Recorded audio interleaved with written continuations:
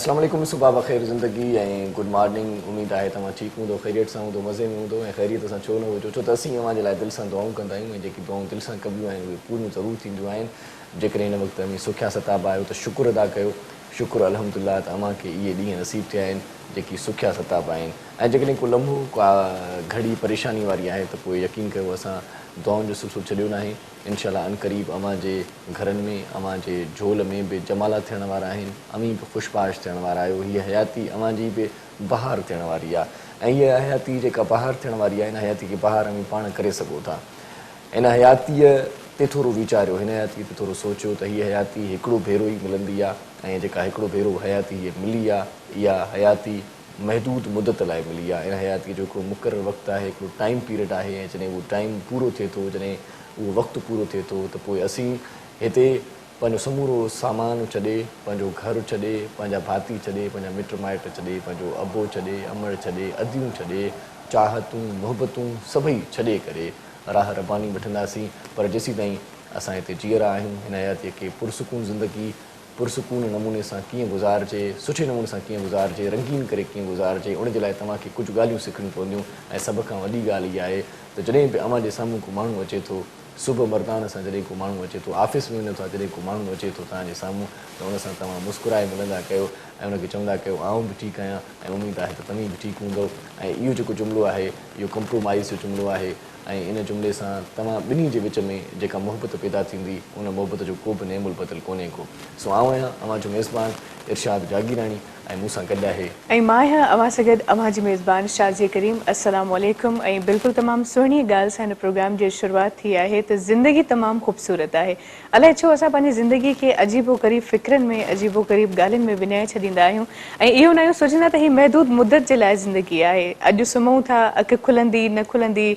या नसीब आहे, पर उनजे बावजूदि अलाए छो असां वटि हिकिड़ी डिघी प्लैनिंग हूंदी आहे। सुठी ॻाल्हि आहे, प्लैनिंग करणु खपे, पर अॼु में जेतिरो इंसानु बहितर ज़िंदगी गुज़ारे सघे थो ओतिरो मुंहिंजे ख़्याल में सुभाणे छा थियण वारो आहे, छा थींदो, इंसान खे ख़बर न आहे। त जिन लम्हनि में जीअरा आहियो उन्हनि लम्हनि खे सुहिणो ठाहियो, ख़ूबसूरत ठाहियो। ऐं वरी इरशाद हुस्न इख़लाक़ जी ॻाल्हि कई त बिल्कुलु इख़लाक़ ई आहे जेको इंसान जे शख़्सियत जी अकासी कंदो आहे, ॿुधाईंदो आहे त हीअ इंसान कीअं आहे ऐं हिन इंसान जी तालीम कीअं थी हूंदी, हिन इंसान जी तरबियत कीअं थी हूंदी। ऐं जेकॾहिं तव्हां कंहिंसां किनो मुंहुं करे मिलो था त पोइ ख़बर पइजी वेंदी आहे त हिन जी तरबियत कहिड़े हिसाब सां थी हूंदी। ज़िंदगी में हर शइ सां गॾोगॾु तालीम ऐं तरबियत बि तमामु घणी ज़रूरी आहे, जंहिंजी अॼोके दौर में मूंखे लॻे थो त तमामु घणी खोट आहे। ऐं खोट छो न हुजे, छो त असां पंहिंजे रवैयनि खे, असां पंहिंजे तहज़ीब खे, असां पंहिंजे विरसनि खे एतिरो पोइते छॾे आहियूं जो हिनमहिल शायदि असांखे बि ख़बर न आहे त असां आहियूं केरु, आयासीं किथां। सही, बिल्कुलु सही था चओ। ऐं तालीम तरबियत जो जेसीं ताईं तालुक़ु आहे त उनजो हिकिड़ो तालुक़ु वरी अंदर सां बि थिए थो, रूह सां बि थिए थो। ऐं जॾहिं बि तव्हां को फ़ैसिलो करणु वञो त पंहिंजे अंदर जो आवाज़ु ज़रूरु ॿुधंदा कयो, कंहिं बि मामले में, उहो तालीम जो मामिलो हुजे, मुआशी मसइलो हुजे, समाजी मसइलो हुजे, ॻोठ जो मसइलो हुजे या पंहिंजो पाण पंहिंजी ज़ातियात जो मसइलो हुजे, पंहिंजे अंदर जो आवाज़ु ॿुधंदा कयो ऐं अंदर जे ख़िलाफ़ु न वेंदा कयो, अंदर जे आवाज़ जे ख़िलाफ़ु न वेंदा कयो। सच ॼाणो त जेकी बि कामयाबु माण्हू तव्हां ॾिसो था दुनिया में, उहे समूरा माण्हू अंदर जो आवाज़ु ॿुधी कामयाबु थिया आहिनि। ऐं अंदर जे आवाज़ में जेका ज़हानत आहे उहो तव्हां कॾहिं अंदर जो आवाज़ु ॿुधी ॾिसंदव, तव्हांखे ख़बर पइजी वेंदी, तव्हांखे परूड़ पइजी वेंदी त अंदर जो आवाज़ु केॾो न कमु आसानु बणाए थो। पंहिंजे पाण सां ॻाल्हाईंदा कयो, ॿियनि माण्हुनि सां ॻाल्हाइण खां बहितर आहे त वांदि काई महिल हिकु पंहिंजो पाण सां ॻाल्हायो, ॿियो पंहिंजे रब करीम सां ॻाल्हायो। इहे ॿई सूरतूं अव्हां जी ज़िंदगीअ खे संवारींदियूं, अव्हां जी ज़िंदगीअ खे सुहिणो कंदियूं ऐं ज़िंदगी तव्हांजी जेका हींअर ॾुखी आहे न थोरी, उहा सुखी थी वेंदी। सही, तमामु उहा सुठी ॻाल्हि कई त ज़मीर जे आवाज़ खे ॿुधणु खपे, पर तॾहिं ॿुधणु खपे जॾहिं मामिलो पंहिंजो हुजे। पर जेकॾहिं मामिलो कंहिं ॿिए जो आहे त बराए महिरबानी ॿिए जी बि थोरी ॿुधी वठंदा कयो, छो त असां वटि अक्सर ईअं थींदो आहे त असां फ़ैसिला मड़ींदा आहियूं, कंहिं ॿिए खां पुछंदा कोन आहियूं त अव्हां जी राय छा आहे, अव्हां जी सोच छा आहे, अव्हां कहिड़े पासे ॾे वञणु था चाहियो। ऐं अक्सर असांखे इहो लॻंदो आहे त मां जेको फ़ैसिलो कयो आहे उहो बहितरु आहे, पर ईअं हूंदो न आहे। छो त जेकॾहिं हिते इरशाद साहिबु वेठो आहे, उन्हनि जी सोच मट आहे, मुंहिंजी सोच मट आहे, अव्हां जी जेका सोच आहे उहा मट आहे। हाणे जेकॾहिं असां सभिनी जे लाइ हिकिड़ो ई फ़ैसिलो कयो वञे ऐं इहो चयो वञे त हीउ फ़ैसिलो सही आहे त पोइ अव्हां ग़लति आहियो, छो त सोच जेकॾहिं मेलाप पाण में नथी खाए, सोच पाण में नथी मिले त उहे फ़ैसिला हमेशह ग़लति थींदा आहिनि। सो कोशिशि कंदा कयो त पंहिंजे पाण खे सम्झण सां गॾोगॾु ॿिए जे एहसासनि खे ऐं ॿिए जे कैफ़ियतुनि खे सम्झंदा कयो ऐं जेकॾहिं केरु तव्हांजे ॻाल्हि खां इनकार थो करे त उनखे इहो न सम्झंदा कयो त हीउ बदलिहाज़ आहे या बदतमीज़ आहे, हिन में लछण न आहे या हिन में तरबियत हिन जी सुठी न आहे। उहो इन करे इनकार थो करे छो त हुनजी जेका सोच आहे उहा तव्हां सां मैच नथी करे ऐं इहो हुनजो को गुनाह न आहे। दुनिया में जेके बि शयूं तकलीफ़ थियनि थियूं उहे इन करे थियनि थियूं त सोच अलॻि आहे। जंहिंजी सोच अलॻि थींदी आहे त कुझु न कुझु नओं तकलीफ़ थींदो आहे। त हिक ॿिए जे सोच जो एहतराम, हिक ॿिए जी सोच जो एतिराम कयो। ॾाढी ज़बरदस्त ॻाल्हि कई शाज़िया। ऐं इन ॻाल्हि सां इहा ॻाल्हि वरी ठहे थी जेका मां सवेर कई त जंहिंसां बि मिलो उनखे चवो त अमीं बि ठीकु आहियो, आउं बि ठीकु आहियां। कॾहिं कॾहिं के मामला के ॻाल्हियूं एतिरियूं त उलझी वेंदियूं आहिनि, मसाला एतिरा त मुंझी वेंदा आहिनि जो पाण उन्हनि जो निबेरो न करे सघंदा आहियूं। पोइ हिकिड़ो ई हल आहे त अवां पंहिंजी जॻह ते दुरुस्त आहियो, आउं पंहिंजी जॻह ते दुरुस्त आहियां। पोइ इन चवण सां अवां जा मामला हल थी वेंदा। ऐं कॾहिं कॾहिं पाण वरी ईअं बि चवंदा आहियूं किन माण्हुनि खे त असीं ठीकु न आहियूं, अवां ठीकु आहियो, असीं ठीकु न आहियूं, अवां ठीकु आहियो। हाणे इन जो वरी मतिलबु इहो थियो त असां वटि नाशुक्री अची वई आहे ऐं असां पंहिंजो पाण खां कंहिंखे वधीक सम्झूं था, मथां सम्झूं था ऐं असीं अहसास कमतरी जो शिकार थी विया आहियूं त अॻियो माण्हू केॾो न सुखियो आहे, आसूदो आहे ऐं केॾो न भलो आहे। आउं चाहियां थो, मुंहिंजी इहा ख़्वाहिश आहे ऐं मां तव्हांखे बि इहा सलाह ॾियां थो त कॾहिं बि पंहिंजो पाण खे कंहिंजे साम्हूं घटि न सम्झंदा कयो। तव्हां ई उत्तम आहियो, तव्हां ई आला आहियो, तव्हां ई मान लहण आहियो, तव्हां ई मथां आहियो। ऐं जॾहिं बि तव्हां पंहिंजो पाण खे सुञाणींदव ऐं पंहिंजे अंदर जो आवाज़ु ॿुधंदव तव्हांखे पाण पंहिंजी जेका शख़्सियत आहे उहा सभिनी खां मथे लॻंदी ऐं तव्हां सभिनी खां वधीक सुठा पिया आहियो ऐं तव्हां सभिनी खां वधीक सुठा फ़ैसिला करे सघो था। इहो यकीन हुजणु घुरिजे, पोइ ई सुठा फ़ैसिला थींदा। बिल्कुलु मां सही चयो ऐं इन करे छो त हर इंसानु अलॻि आहे। जेकॾहिं केरु तव्हांखे चए थो तव्हां अलॻि आहियो त इन जो मतिलबु आहे वाक़ई तव्हां अलॻि आहियो ऐं पंहिंजे पाण खे कंपेयर करणु आहे मतिलबु पंहिंजे ज़ात जी तौहीन करणु। तव्हां जेके बि आहियो, तव्हां अमीर आहियो, ग़रीब आहियो, कहिड़ी बि कंडीशन में आहियो, तव्हां आहियो। जेकॾहिं मां इहो सोचां त न हो माण्हू अमीर आहे, हाणे मूंखे बि ईअं ई थियणो आहे ऐं हुनजे नक्शे क़दम ते हलणो आहे त नक्शे क़दम ते त सभु हली वेंदा। उन जहिड़ो थी सघे थो असां थी बि वञूं, उन जहिड़ी दौलत बि अची वञे, पर असांजी जेका ज़ात आहे न उहा तबाह थी वेंदी। ऐं सभ खां वधीक मुश्किल अमल आहे ऐं मुश्किल मरहलो हूंदो आहे पंहिंजे ज़ात खे बचाइणु। त बराए महिरबानी ॿियनि जे नक्शे क़दम ते न हलो। तव्हां जेके आहियो तव्हां तमामु घणा सुठा आहियो, तमामु घणा सुहिणा आहियो ऐं तमामु घणा सेवता आहियो। ॿियनि जे नक्शे क़दम ते हली करे पंहिंजे शख़्सियत खे न बर्बादु कयो। सो बहरहाल ॾाढियूं सुठियूं ॻाल्हियूं करण वारा आहियूं अॼु तव्हां असां हिते हिन प्रोग्राम में। तबियत मुंहिंजी वरी थोरी नासाज़ आहे, आवाज़ु मुंहिंजो ठीकु न आहे, पर पंहिंजी कंदासीं न, पंहिंजी मर्ज़ी आहे, माण्हुनि जे चवण ते छो हलूं भला। हिते वठूं था हिकु नंढड़ी साही, वञो केॾांहुं बि न, असां सां गॾु रहिजो ऐं ॾिसंदा रहिजो पंहिंजो प्रोग्राम सलाम सिंध। मुझे सिंध के सलाम सलाम सिंध, मुझे सिंध के सलाम सलाम सिंध, मुझे सिंध के सलाम सलाम सिंध, मुझे सिंध के सलाम सलाम सिंध।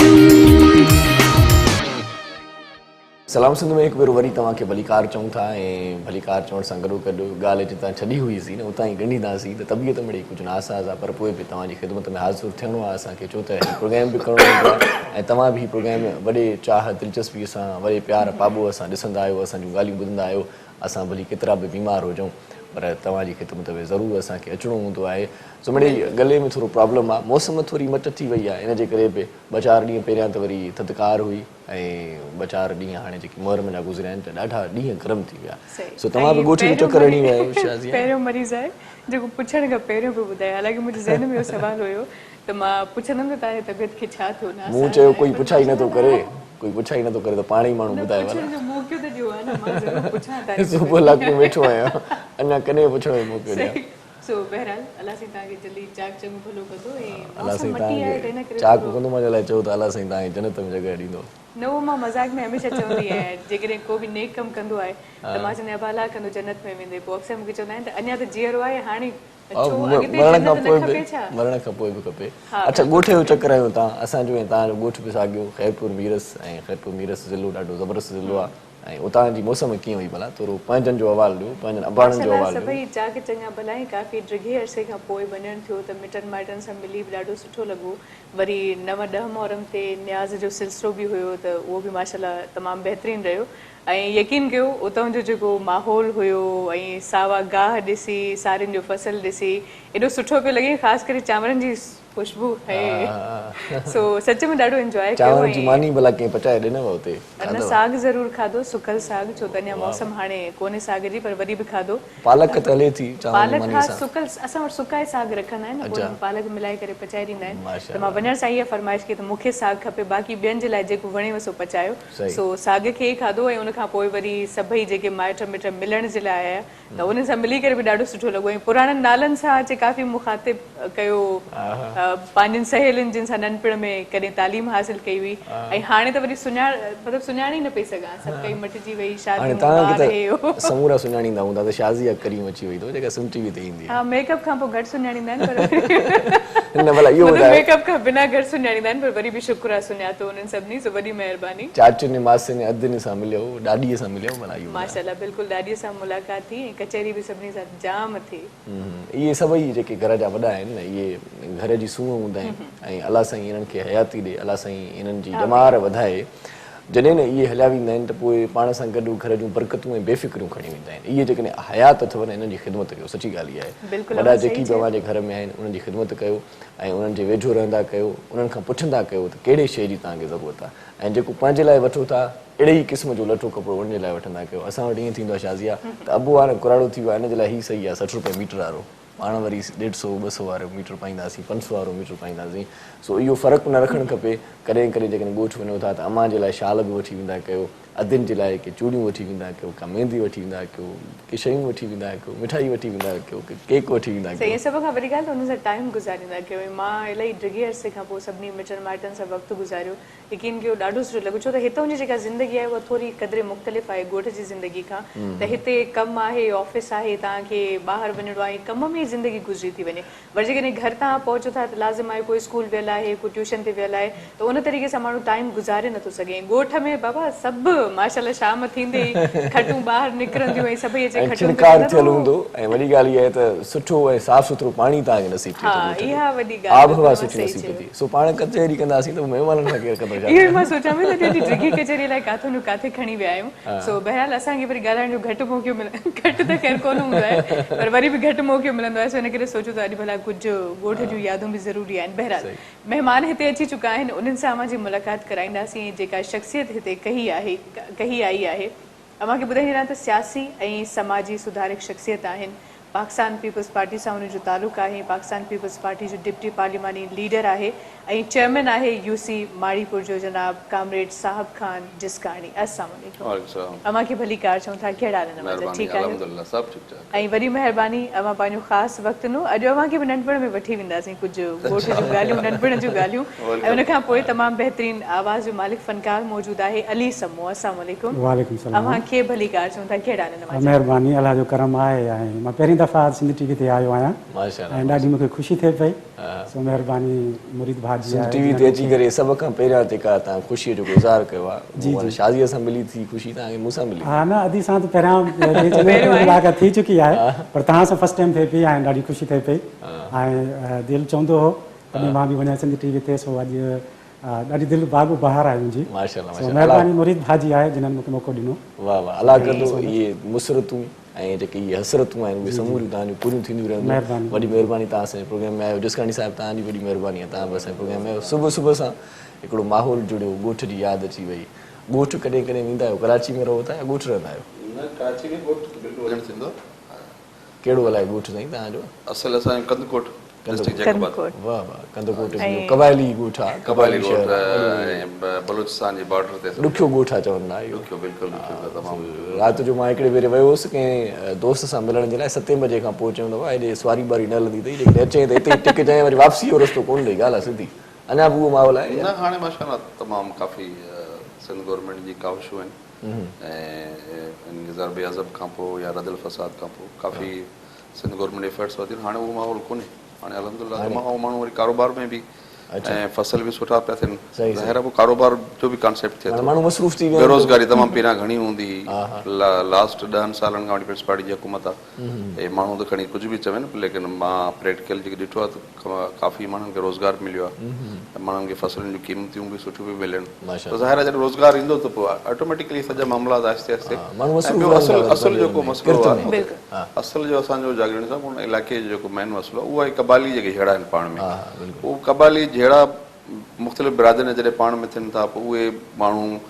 कचे जो रुख़ था करनि छो ज़ाहिर पुलिस खां इन खां पोइ बची टुकी हलिया था सही। वञनि उन खां पोइ इहो फैक्टर पैदा थियो आहे असल अदरवाइज़ बाक़ी त कोई ईअं न आहे को ज़रूरत ख़ुदा न ख़ासिता उन्हनि खे कोई ईअं ज़रूरत भला मज़दूरी बि करे त बाज़ार में ॾियारी करे कमाए पंहिंजे बचनि खे खाराए सही, सघे सही, कबाली वॾो तमामु हुते असां वटि सही, ॾाढो इहो हाणे कुझु बहितर आहे लेकिन अञा ताईं कबाली जहिड़ा तमामु घणा आहिनि हुते मतिलबु हुते पढ़ियल लिखियल माण्हू बि आहिनि वरी को थोरा वरी इन मामले में जेकी मुंझी विया आहिनि जेकी कबाइली जहिड़नि में अची विया आहिनि त पोइ शादीअ थिए ईअं त ॻोठ खां ॿाहिरि रहनि था उनखे ज़ाहिर आहे त पाणी मानी टिकी त खपे न पोइ हाणे जेके मज़दूरी लाइ वञनि था त मारिजी था वञनि जहिड़नि में इन जे करे पोइ वारदातूं बि थियनि थियूं मसइला बि थियनि था हाणे थोरो अमन अमान जी सूरत हाल बरक़रार थी वई आहे कंदकोट मां बि सियासी कैरियर जो आगाज़ कयो किथां कयो तव्हां कदकोट खां कंदकोट माशाल्लाह सभ खां पहिरियां कहिड़ी पाक पीपल्स पार्टी सां ई बचपन खां शहीद बेनज़ीर भुट्टो साहब सां वाबस्ती 1986 में जॾहिं फर्स्ट टाइम मां 11 इयर्स खणी मुंहिंजी एज हुई पर उन ते बि एतिरो शहीद भुट्टे जो नालो ऐं जीअं भुट्टे जो हूंदो भुट्टनि में त 11 साल में तक़रीबन 6 क्लास में मां हूंदो हुउसि पोइ सभु दोस्त पाण में छोकिरा बीबी साहब अचे थी भई हलो हुनजो वेलकम करिणो या बिलीव कयो त मां त हाणे हैरान आहियां यार उन वक़्त में तो हेलीपैड मां जॾहिं लथी त उहो गाॾियूं जॾहिं उन्हनि जलसे खां घटि में घटि बि मुंहिंजो जेको अंदाज़ो थो लॻे त 8-10 किलोमीटर परे हुयो ऐं असां गाॾी सां छोकिरा सभु गाॾी सां गॾु बीबी जी गाॾी सां गॾु डुकंदा हुआ डोड़ंदा माना एॾी ख़ुशी जी कैफ़ियत हुई जलसेगाह में उहो फर्स्ट टाइम असां बेनज़ीर साहब खे ॾिठोसीं ऐं उन टाइम जवानी बीबी साहबा जी माशाल्लाह उनजी स्पीच ॿुधीसीं ॾाढा मुतासिर थियासीं पोइ त कंटिन्यू पीपल्स पार्टी सां ई पोइ यूथ में सपाफ पीपल्स पार्टी मदर विंग पोइ पीपल्स पार्टी सां ई वाबस्तगी 2001 में इलेक्शन में पार्टिसिपेशन कई नाज़म असां यंगेस्ट जेको आहे सो शबीर अली बिजराणी उन टाइम डिस्ट्रिक्ट चेयरमैन हूंदो मां यूसी मलीर असांजे कंदकोट यूसी आहे मलीर हिते बि मलीर हू बि मलीर मां न हू असांजे इलेक्ट थियुसि ऐं फर्स्ट टाइम जेको आहे सो बलोच हालांकि कबाइली इलाइक़ो उन टाइम कंहिं ख़वातीन जी सीट ते अचणु पार्टिसिपेशन करणु ॾाढो ॾुखियो हुयो हालांकि मां त एज़ ए माण्हू पंहिंजो कामरेडी हिसाब ऐं मां पंहिंजे वालदा खे टाउन मेंबर करायो उन टाइम ऐं भाभी खां मां डिस्ट्रिक्ट जेकबा जो मेंबर करायो उन दौर में 2001 त सम्झो था जेकाबाद ऐं 17 साल पहिरियां हा जॾहिं मां शुरूआत कई त पोइ उन में पोइ भैया कबीला बिजराणी ॿियूं लेडीज़ बिल्कुलु उहो अची वियूं आहिस्ते इहो माण्हू खे करणु खपे ख़वातीन खे हमारी इहो असांजो हिसो आहे हिकिड़ो असांजे मुआशिरे जो जिते ख़वातीन माउ जी सूरत में हुजे भेण जी सूरत में हुजे पर उते निकिरणु ॾाढो मुश्किल हूंदो आहे जिते कबाइली सिस्टम हुजे पोइ इहो औरतूं कीअं निकितियूं यकीनन चैलेंजिंग हूंदो न बिल्कुलु चैलेंजिंग हुयो बिल्कुलु मां ॿुधायां थो उनखे पाण असां वालदा जॾहिं मां टाउन मेंबर करायोसि त बाक़ाइदे इजलास थींदो मां वालदा खे वठी वेंदो हुउसि मां चयो मां हल कम से कम ॿियो न आहे त ॻोठणनि जा जेके हक़ूक़ उन्हनि जा मसइला मसाइल कंहिंखे सिलाई मशीन कंहिंखे कंहिंजे मसइला मसाइल आहिस्ते आहिस्ते उन्हनि खे कुझु ॾींदो ॿुधंदो कुझु ॻाल्हियूं पोइ उनखे आहिस्ते आहिस्ते पोइ वालदा जे घर असांजो घर जेको हूंदो बंगलो हुते ॻोठ आहे बिल्कुलु शहर जे बराबरि में ई ॻोठ हुयो बाईपास जे मथां पोइ वालदा वटि ईंदियूं ख़वातीन पूरी यूसी जूं मुख़्तलिफ़ इलाइक़नि जूं ख़वातीन कंहिंजे उशर जो मसइलो हो कंहिंजो छा मसइलो हो वालदा उन्हनि खां ॿुधंदी पोइ वरी मूंखां ई नोट लिखाईंदी या मूंखे नंढे भाउ खां त वही ही मसइला लिखो ऐं कुझु न कुझु माण्हुनि जा मसइला हल थींदा हुया बिल्कुलु सही अच्छा नौजवान जॾहिं पढ़ी लिखी अॻिते वधंदो आहे त पोइ हिकिड़ो ज़हन ठाहींदो आहे त मूंखे ऑफिसर थियणो आहे इहा नौकिरी वठणी आहे हिन मुक़ाम ते रसणो आहे सियासत जो शोबो वरी तव्हां कीअं वरितो सियासत असल में वाबस्तगी त पाकिस्तान पीपल्स पार्टी सां वॾनि जी मुंहिंजी न वॾनि जी मुंहिंजो वालिद त ज़ाहिर आहे मूंखे यादि ई कोन्हे त मां 5 साल जो हूंदुसि या 6 साल जो हुयुसि पाकिस्तान पीपल्स पार्टी कॉलेज लेवल खां डिग्री कॉलेज कंदकोट में रहियासीं यूथ में ऐं सफ़ाफ में वाबस्तगी हुई पर मुंहिंजो एजुकेशन में तमामु घणो रुझान हुयो ऐं मुंहिंजो पंहिंजो शौक़ु एज ए GDP मूंखे थियण जो हुयो अच्छा ऐं मां क्वालिफाई बि कयो अच्छा ऐं पूरे सखर मां वाहिद सिंधी छोकिरो हुयुसि जो मां क्वालिफाई उतां करे आयुसि माशाल्लाह ISSB सखर खां मां क्वालिफाई कयो उन टाइम सवा खान जो हुते DC हूंदो Nisar Siddiqui as a commissioner Sukkur हूंदा हुया उन्हनि मुंहिंजी हेल्प कई तमामु उन्हनि मूंखे काफ़ी उन्हनि मां रहंदो बि हुयुसि कमिश्नर हाउस में मुंहिंजी दोस्ती हूंदी हुई मुंहिंजे भाउ पुटनि सां पोइ मां उतां ISSB मां क्लियर करे सखर खां पोइ हिते मलीर कैंट में जेको आहे सो मां आयुसि 92 में अच्छा उते तक़रीबन 12 ॾींहंनि जो प्रोसेस हूंदो आहे 7 ॾींहं ताईं तक़रीबन 7 डेज़ हुन प्रोटोकॉल बि असांखे GDP पायलट जो बाक़ाइदे ॾियणु शुरू करे ॾिनो अथव GDP पायलट सिंधी छोकिरा ऐं मां ॾाढो ख़ुशि हुयुसि हालांकि उते कुझु मूंखे अहिड़ा कुझु दोस्त मुंहिंजे जो मामा मुंहिंजो हुयो पाकिस्तान एयरफोर्स में मलीर कैंट में ई रहंदो हुयो अच्छा अच्छा त उते उन जा दोस्त ॿिया टे मूंखे यार तूं GDP में छो तो सेकंड लेफ्टिनेंट में यार मूंखे शौक़ु GDP जो सेकंड लेफ्टिनेंट खे अच्छा हुते मुंहिंजी वालदा अलॻि नाराज़ त तूं काॾे थो वञे हीअं थो वञे हीअं थो वञे हुन वालदा बिल्कुलु रोई रोई रोई हुते मुंहिंजे भाउ GDP थींदो हीअं जहाज़ थींदो हीअं थींदो हूअं थींदो पोइ मूंखे जेको लॻे थो वालदा खे अॼु बि चवंदो आहियां अमा तूं जेको आहे सो बदवात खे मां नथी ॾेई सघे पर तुंहिंजी ख़्वाहिश न हुई त मां GDP पायलट थियां अठे ॾींहं ते मूंखे जेको आहे सो जेकी फिज़िकल टेस्ट बि सभु ठीकु हुई आहे जेकी टेस्ट थींदी आहे छो GDP लाइ आहे टेस्ट सभु खां मेजर इम्पोर्टेंट हूंदो आहे नज़र केतिरी तव्हांजी नज़र तव्हांजी केतिरी आहे अच्छा उन टाइम मुंहिंजी वैसे अखियुनि में थोरो प्रॉब्लम हुयो डॉक्टर साले मेमन वॾो डॉक्टर हूंदो हो अखियुनि जो उनमें मुंहिंजी ट्रीटमेंट बि हलंदी उनमें हुननि चेक कयो वरी ॿिए ॾींहं ते हुननि जो मे बि थी सघे थो लेफ्ट साइड अखियूं मुंहिंजूं गाढ़ियूं रहंदियूं पोइ लेफ्ट हुननि यार नहीं आप जो है वो या तो आप कैडर चेंज करिए एरोनॉटिकल इंजीनियर अच्छा उन टाइम हाणे त सोचूं था एरोनॉटिकल इंजीनियर बि वॾी ॻाल्हि हुई यार उहो एरोनॉटिकल इंजीनियर वरी पाना खणंदासीं हीअं कंदा हाणे ईअं ख़बर न एरोनॉटिकल इंजीनियर जो किरदारु छा आहे हाणे जेके प्रैक्टिकल ॿिया हेठां कमु कंदा तव्हां सिर्फ़ु हुनखे डायरेक्शन ॾींदो बदकिस्मती चओ या बसि मूंखे ईअं ई माइग्रेशन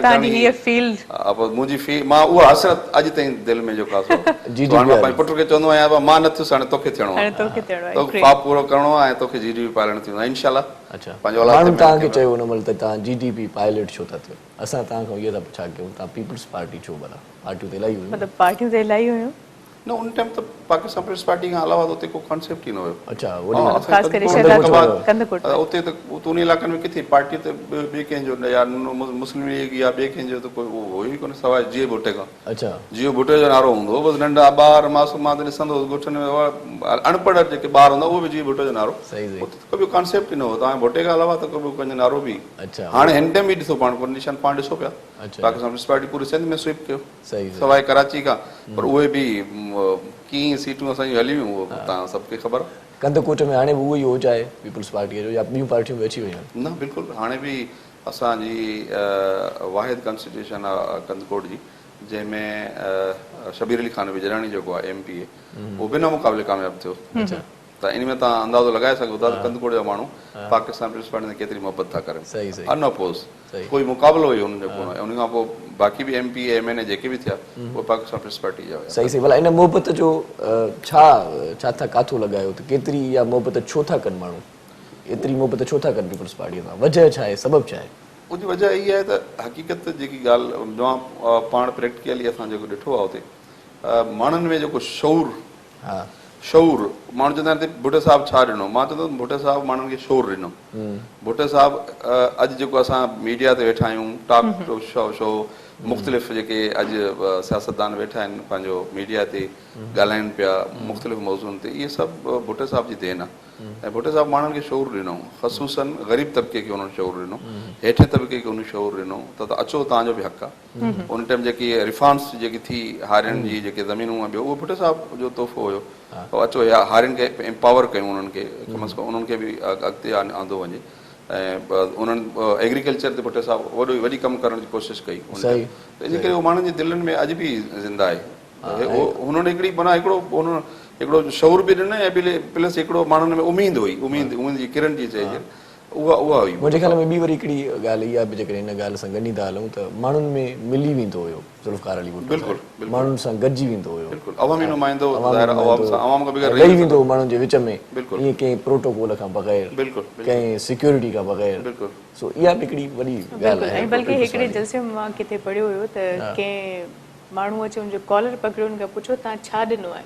त भुटे साहिब उनखे वराणियो त मां तव्हांखे हिमत ॾिनी आहे त वक़्त जे हुकुमरान जो कॉलर पकड़े तव्हां पुछी सघो त तव्हां मूंखे छा ॾिनो आहे। माशाल्लाह उन जहिड़ो लीडर मां नथी सम्झां त हिन महिल ताईं असांजी तारीख़ में पैदा थियो आहे बल्कि पूरी दुनिया में अवाम में हलियो वञे बिना कंहिं प्रोटोकॉल जे उन्हनि जे मसइलनि खे ॿुधे उन मसइलनि खे हल करे ऐं हिकिड़े मथे तबिके खां हटी करे हेठे तबिके जे लाइ कमु करणु मां सम्झां थी वॾी हिकिड़ी काविश आहे वॾी कोशिश फ़क़ीरनि सां बि ॻाल्हाईंदो न जुमो फ़क़ीर लाड़काणे में उनजो दोस्त हूंदो उन सां ॻाल्हाईंदो जो गॾे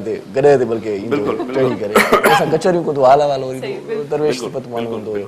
सो बहरहाल हाणे कचहरी बि कंदासीं पाण सो रागी बि वेठो आहे चवे तूं मुंहिंजो वारो कॾहिं ईंदो भला तव्हांखे बिल्कुलु असां वारो ॾींदासीं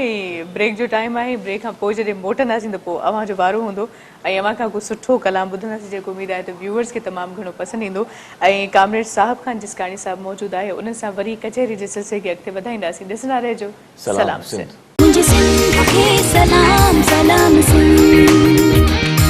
मुझे सिंध के सलाम सलाम सिंध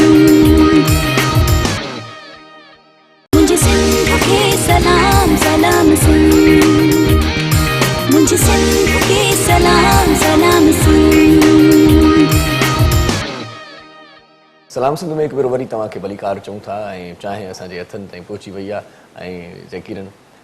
चांहि खां पोइ असां वरी थोरा ईअं सही थी वेंदा आहियूं एनर्जी अची वेंदी आहे। सुबुह वारी जेका चांहि हूंदी आहे ॾाढी ज़रूरी हूंदी आहे ज़बरदस्त हूंदी आहे सो चांहि सुबुह जो ज़रूरु पीअणु खपे। बहरहाल चांहि सां गॾो गॾु जेकॾहिं मौसीक़ी हुजे त बाक़ी छा कबो। वाह वाह वाह वाह मां हिन विच में वरी मुरीद साहिब लाइ हिकिड़ो जुमिलो चयो ॿुधण जी कोशिशि में मां थोरो पाज़ ॾिनो पर पोइ मां ॿुधी न सघियुसि। पॉज़ बि ज़रूरी आहे जेसिताईं मां सोचियो त मां ई भला ॻाल्हि खे अॻिते वधाए वठां। साहिब खान साहिब तव्हां ॿुधायो म्यूज़िक सां शगुफ़ आहे कहिड़े क़िस्म जी मौसीक़ी वधीक ॿुधंदा आहियो। पंहिंजे वक़्त में त हाणे त एॾी मसरूफ़ियात थी वई आहे त बिल्कुलु म्यूज़िक जो मां टाइम ई नथो मिले ॿुधे बाक़ी हूं त ओवरऑल जेका आपदा परवीन खे तमामु मां घणो हाणे बि आपदा परवीन खां वधीक कोई मूंखे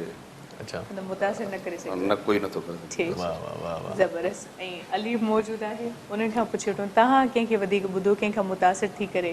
बिल्कुलु आपदा परवीन त का जोड़े न आहे हुनजो माशाल्लाह हुनजो त केरु थी नथो सघे पर असां बि इन्हनि वॾनि खे जेके आहिनि उन्हनि खे ॿुधी ॿुधी ऐं शौक़ु थियो ऐं बसि उन्हनि खे हीअं बि ॿुधंदा अचूं था प्रोपर कंहिंखां तालीम न आहे वरिती बसि शौक़ु ऐं उन्हनि खे ॿुधी ऐं बसि थोरो घणो जेको हाल आहे इंशाल्लाह तव्हांखे ॿुधाईंदो। जिनखे ॿुधो अथव उस्ताद उहे ई अथव तव्हां बिल्कुलु सर प्रोपर जीअं कंहिंखां सिखिया वठी वेंदी आहे उहा मां न वरिती अथमि माशाल्लाह सो बसि शौक़ु जुनून जे हद तक। वाह वाह इहो शौक़ु आहे या शौक़ु आहे। शौक़ु नफ़ा साहिब हर इलाइक़े जो जेको लहजो हूंदो आहे न थोरो मट हूंदो आहे त मां अॼु थोरो लाइटली मूड में बिल्कुलु मां लाड़ी साहिब जो आहियां ज़रूरी आहे जेको ख़ासि लाड़ी में अचे थो सो शायदि मुंहिंजो लहजो थोरो न सुठी ॻाल्हि आहे सुठी ॻाल्हि आहे ख़ुशी थींदी आहे सभिनी दोस्तनि सां मिली करे। ख़ान साहिब मुरीद ख़ान ॼामड़े साहिब खे ॿुधो अथव कॾहिं। जी जी बिल्कुलु असां स्टार्ट असां गॾु ई कयो हुआसीं माशाल्लाह तमामु सुरीला आहिनि बिल्कुलु को शक न आहे माशाल्लाह। दुनिया में कंहिं बि मुल्क में वेंदो त उन जेके जीअं हाणे तुर्की आहे त टोटल सभु तुर्की में ई ॻाल्हाईंदा उन्हनि जी लैंग्वेज या पंजाब में वञो या तव्हांखे पंजाबी मिलंदी। सिंध अहिड़ी धरती अल्लाह पाक जेको मां चवंदो हिकिड़े असांजे गॉड गिफ्टेड आहे और इन में तव्हांखे हर सिंधी में बि तव्हांखे मुख़्तलिफ़ मौज़ू मिलंदा लाड़ में वञो तव्हांखे अलॻि मिलंदा हाला वारी अलॻि सिंधी गोलकी वारी बिल्कुलु ई अलॻि सभिनी जो लहजो पंहिंजो आहे सभु जो लहजो पंहिंजो पंहिंजो। जी जी असां जीअं असां था चऊं की असीं चवंदा आहिनि ॾाढो सुठो लॻंदो आहे तव्हां जंहिं अंदाज़ में ॻाल्हायो था नो डाउट त ॾाढो ज़बरदस्त आहे ॾाढो वणे थो पियो ऐं हाणे जेको अंदाज़ पेश कंदो यकीनन असांखे उहो बि वणंदो सो वाह वाह थी वञे साईं माइक तव्हांजे बिल्कुलु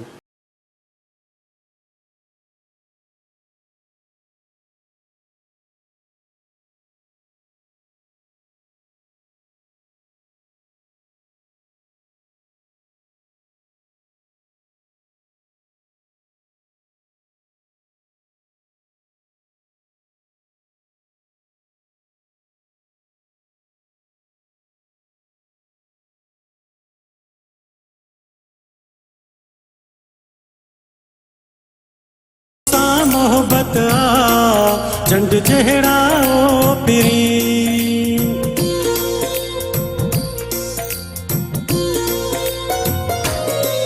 मुंहिंजी मोहब्बत आ चंड जहिड़ा ओ पिरी मुंहिंज तोसां मोहब्बत आ चंड जहिड़ा ओ पिरी सिर साहू तुंहिंजे नाले काहे सुहिणा ओ पिरी सिर साहू तुंहिंजे नाले काहे सुहिणा ओ पिरी मुंहिंज तोसां मोहब्बत आ चंड जहिड़ा ओ पिरी मुंहिंज तोसां मोहब्बत आ चंड जहिड़ा ओ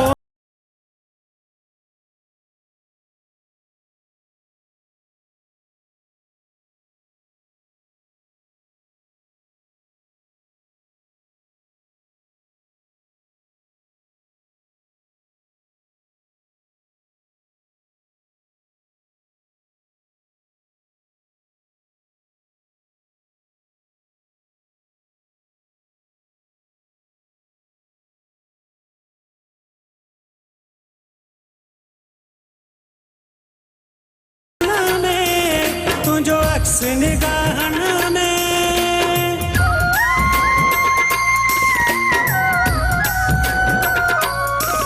तुंहिंजी ख़ुशबू साहुन में तुंहिंजो अक्स निगाहुनि में तुंहिंजी ख़ुशबू साहुन में तुंहिंजो अक्स निगाहुनि में मुंहिंजो हार सिंगार तूं आ मुंहिंजो हार सिंगार तूं आ मुंहिंजा हीअणा ओ पिरी सिर साहू तुंहिंजे नाले काहे सुहिणा ओ पिरी सिर साहू तुंहिंजे नाले काहे सुहिणा ओ पिरी मुंहिंजी तोसां मोहब्बत आ चंड जहिड़ा ओ पिरी मुंहिंजी तोसां मोहब्बत आ चंड जहिड़ा ओ पिरी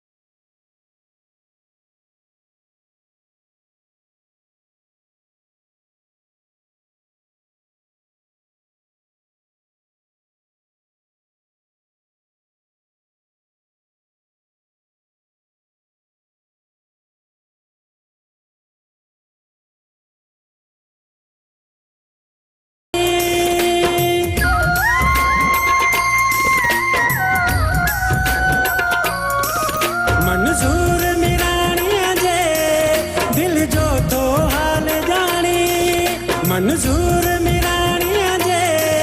दिल जो तो हाल जानी हिन अंदर में ॾिस तूं हिन अंदर में ॾिस तूं पाए नहीं लियड़ा सिर साहू तुंहिंजे नाले आहे सुहिणा ओ पिरी सिर साहू तुंहिंजे नाले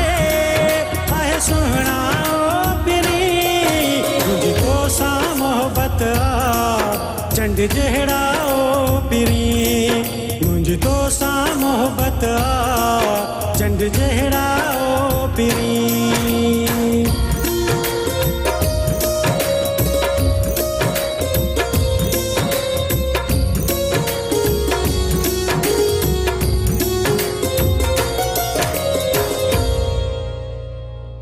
तमाम बेहतरीन है अदा है कलाम ॾाढो भलो ॿुधाई माशाल्लाह चैलम खां पोइ ऐं तवील कलाम हुयो चांहि ख़तम थी वई कलाम ख़तम न पियो थिए चैलम खां पोइ इंशाल्लाह मुंहिंजो एल्बम अचे पियो उन जो ख़ूबसूरत कलाम आहे माशाल्लाह मंजूर मीरानी साहब जी शाइरी आहे हा जी मुंहिंजो कज़न आहे तमामु ख़ूबसूरत लिखंदो आहे अच्छा अच्छा अॼुकल्ह मां ॿिया बि ॿुधाऊं था पर मूंखे ही बेस्ट लॻनि था मुंहिंजी एल्बम में 2-3 कलाम हिननि जा ज़रूरु हूंदा आहिनि पोइ इहा सिलेक्शन केरु थो करे मंजूर मीरानी साहब थो न सिलेक्शन मंजूर मीरानी बि आहे ऐं ॿियो मां ज़रूरु नालो वठंदो हलां असांजे सिंध जो वॾो नालो आहे मंज़ूर मोराई साहब हा ऐं माशाल्लाह हुननि जी पंहिंजी कंपनी बि आहे नायाब प्रोडक्शन जे नाले सां मां हुते एल्बम कंदो आहियां ऐं तमामु ख़ूबसूरत जेतिरा इंसान सुठा आहिनि एतिरो ख़ूबसूरत शाइर ऐं फनकार बि आहिनि सही सही सुठी ॻाल्हि आहे हाणे कंपनियूं बि इलाही थी वियूं आहिनि जी जी जजे मिक़दार में थी वई हा बिल्कुलु फनकार बि तमामु घणा था अची वञनि बिल्कुलु बिल्कुलु ऐं बहरहाल ॻाल्हि इहा आहे त जिसकाणी साहिब असां सां गॾु आहे साईं तव्हांखे कीअं लॻो भला नौजवान जो कलाम माशाल्लाह तमामु सुठो हुओ तमामु तरक़ी कंदो अने शुरात आहे हिननि जी सुठी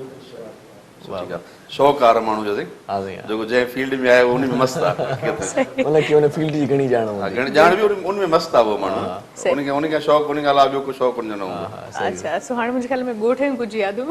हा भली छा तव्हां ॻोठ खां ताज़ा थी आया हा ताज़ी थी आहिनि त इन करे मां मितेरा बि ॾिठा गोगीड़ा बि ॾिठा सो इन करे मां सोचियो त हाणे पुछी वठां तव्हां नंढपण में कॾहिं पटिया खाधा या के शरारतूं कयूं तमामु घणियूं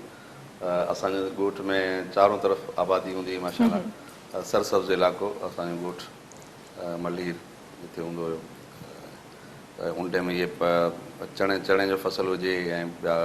फोटा जेके थींदा आहिनि फोटा पल्ली सभु छोकिरा जे स्कूल में फारिग थियूं ख़ासि करे शाम जो 3-4 बजे जेका वञी फोटा पटे अची वरी उन में खाऊं थधिड़ियूं जेके थींदियूं हुयूं गरम करे चणनि जा जेके फोटा हूंदा उन गरम बाहि में करे उहे दोस्त पाण में सही लूण मिर्च बुरके लूण मिर्च जी न आहे मूंखे सही तरीक़े से यादि पर ईअं ई बसि घर ॿारणी में कहिड़ो माण्हू लूण मिर्च खणी लूण मिर्च ॻोल्हींदा वरी या वरी जीअं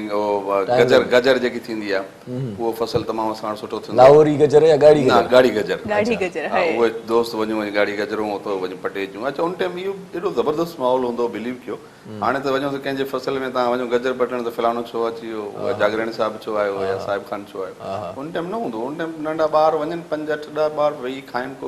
एंजॉय कनि को मसलो न हूंदो को मसलो न हूंदो अॻे त ईअं हूंदो हुयो मोहबत भर वारी ज़मीन में साॻु पटे तो चाढ़ियो बिल्कुलु बिल्कुलु हाणे साॻु पटियो त माना जेको आहे ॾुंडा था पटिजनि बिल्कुलु सही चयो ॾुंडा था पटिजनि हाणे उहा मोहबत न रही आहे हाणे उहा मोहबत न रही आहे उहो हसीन ज़मानो हो साईं जॾहिं स्कूल खां मोट ते कॾहिं कॾहिं शादी आहे कणिक जो फसल हूंदो हुयो त आउं बि वरी कणिक जा ई आबू पटे वञी करे बाहि ते सेकींदा हुआसीं वरी पोइ तिरुनि सां उहे आबू वरी ठाहे करे वरी खाईंदा हुआसीं वॾो मज़ो ईंदो छा त मज़ो हूंदो बिल्कुलु या वरी उहे मोहबत हर लाइफ जो पंहिंजो मज़ो आहे अॼु जे दौर में बेशक माण्हू खे सहूलियतूं तमामु घणियूं थी वियूं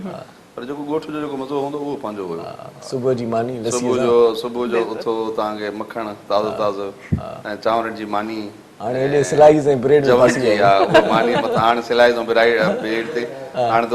मायूं घर सुती पियूं हूंदियूं पाण जे वेंदो बिना नाश्ते हलियो वेंदो हिते इहो आहे पर ॻोठ में अञा बि उहो ई सिस्टम आहे 6 वॻे सभु उथ जो नाश्तो वाश्तो तयारु थी वेंदो लस्सी मखण सभु कुझु ॻोठ जो माहौल ई ॾाढो ज़बरदस्त आहे घरनि में माना सुबुह सां माना इहे कुकड़ ऐं चूरियूं जेके आहिनि इहे उन्हनि जा आवाज़ ॿुधण में ईंदा वरी जेकॾहिं मासी चाची या ॾाॾी हूंदी त वरी उहा वरी ॾुध विलोड़ींदी मतिलबु उहे ज़माना ॾाढा यादि था अचनि जेकॾहिं ॻाल्हाईंदासीं सॼो प्रोग्राम थी वेंदो हुन ते असां हाणे हिते अची विया जेको एंजॉय करनि था अॼु बि उहे आहे पर हाणे उहो बारड़ी में बि हाणे उहो शइ कोन्हे हाणे बि सॼी उते बि हाणे आर्टिफिशियल सॼो कुझु शयूं थी वियूं आहिनि पर वरी बि बिल्कुलु शऊर त अची वियो आहे पर वरी बि कुझु शयूं हुयूं जेके उहे ई ॻोठाणियूं हुयूं उन्हनि में जेको मज़ो हुयो जेको सुकून पियो मिले उहो बयान नथा करे सघूं पर हाणे ओॾे में सोलर सिस्टम थी विया आहिनि ॻोठनि में अॻे हूंदो हुयो त राति जो पधर ते खट रखियूं 5-8 खटूं रखी सुम्हंदा पोइ गॾह जूं अखियूं ॿधंदा हुया पखो ठाहींदा हुआ गॾह वारो हाणे उहे पखा ख़तम थी विया आहिनि हाणे वरी सोलर सिस्टम थी वियो आहे सो इहो वक़्तु हिकिड़ो थोरो थोरो अॻिते माण्हू वधंदो वेंदो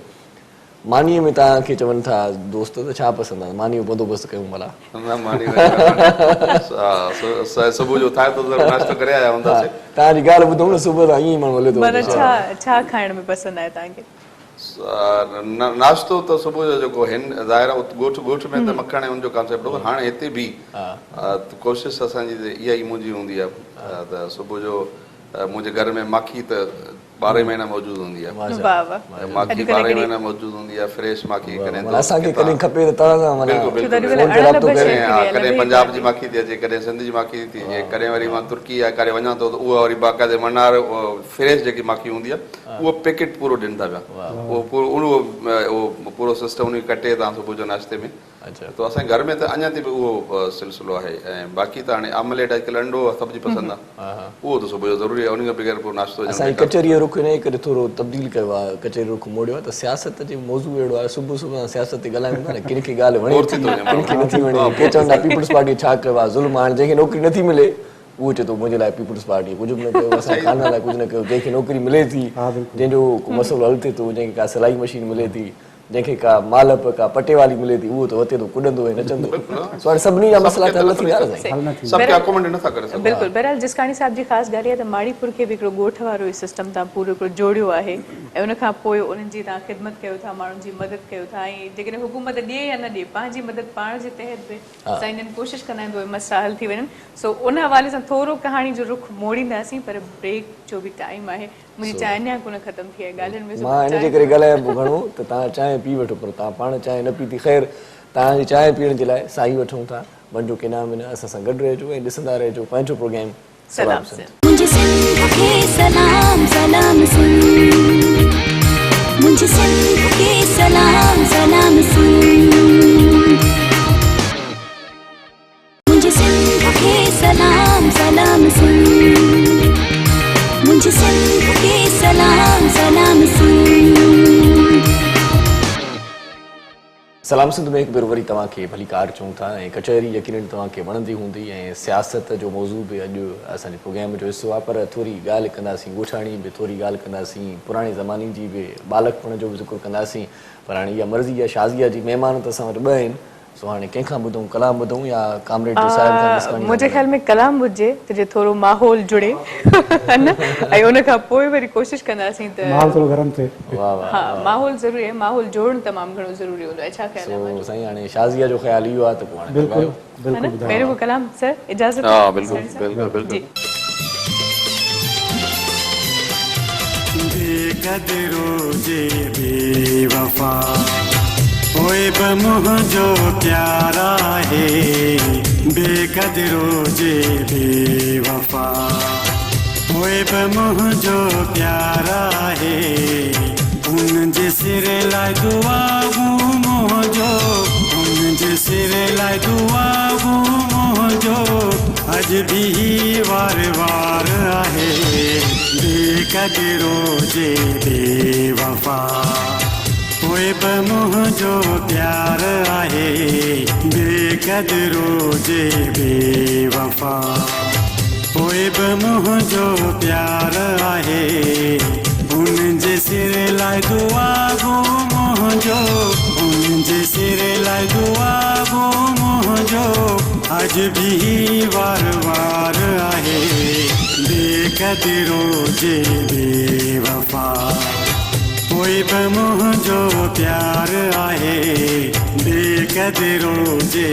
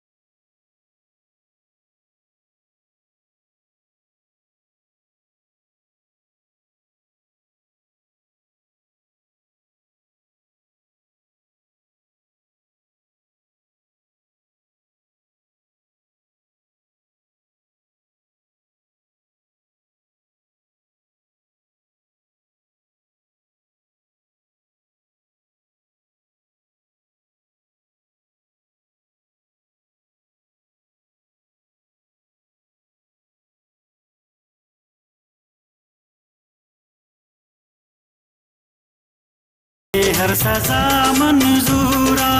दिल जे दिल बर जानिया जी आए जानिया जी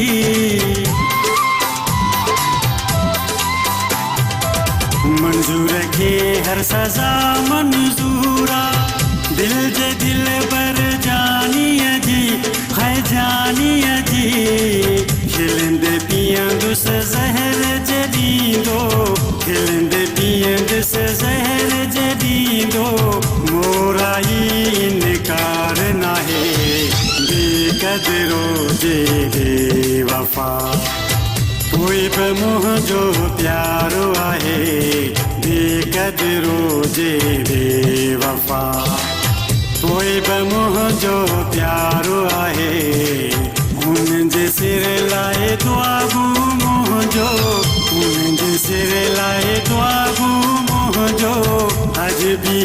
वार वारो आहे बेकदरो जे बेवफा कोई बि मुंहिंजो प्यारो आहे बेकदरो जे बेवफा कोई बि मुंहिंजो प्यारो आहे बेकदरो जे बेवफा कोई बि मुंहिंजो प्यारो आहे बेकदरो जे बेवफा